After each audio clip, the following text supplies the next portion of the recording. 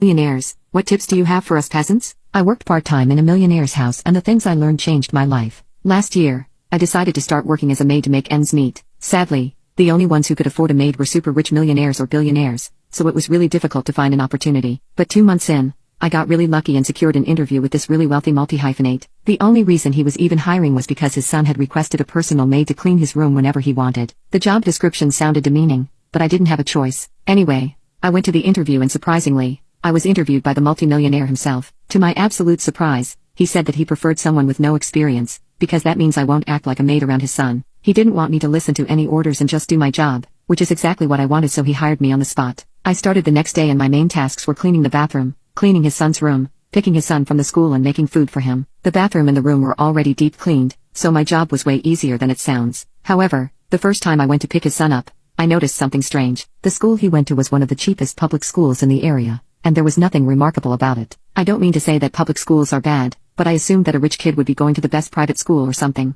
Anyway, I picked him up and he just acted like a normal kid, which again made my job easier. But I was mentally preparing myself to take him to different types of classes for the rest of the day, because you know, that classic rich kid cliché again. Fortunately my dreams didn't come true once more. As the kid told me, I don't have any extracurriculars, I just study at home. I thought I was being lied to and that he just didn't trust me, so I didn't ask any more questions. After he ate the dinner that I cooked, I was about to go home as I ran into his father. I decided to just ask him about my doubts, and if I was being lied to. I know I probably shouldn't have done that, but I was curious. There was some secret here that I could exploit. He told me, I don't trust the school system, so I won't waste my son's life by filling his day up with useless classes. If he's going to be successful, then he'll be successful regardless of what school he went to. I didn't buy that at all and almost accepted the fact that they weren't going to share their secret with me. The next day was a weekend, so I went to the son's room and he was just lying on his beanbag on his phone. All I could think was, who was I kidding? He's one of the richest kids in America. He can afford to waste his life away. Regardless, I asked what he was up to because I wanted to know what was so different about him when compared to the younger me.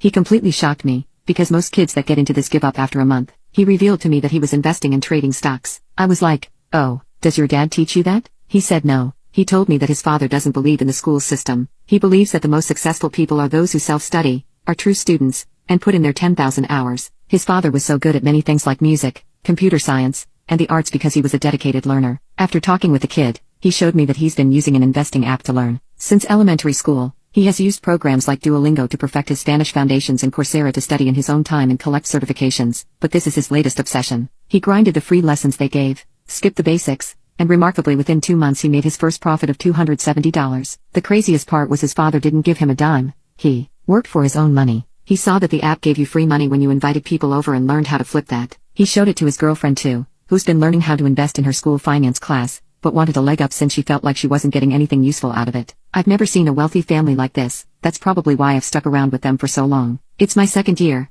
and the son has gotten so good his portfolio has grown to have an average return of 11% a year. Imagine what he'll be making next year with that progress. They believe in being self-made, which is something I respect. I asked the son if he could give me some pointers from the investing app, but he told me, nah, the app has everything you'll need, just start.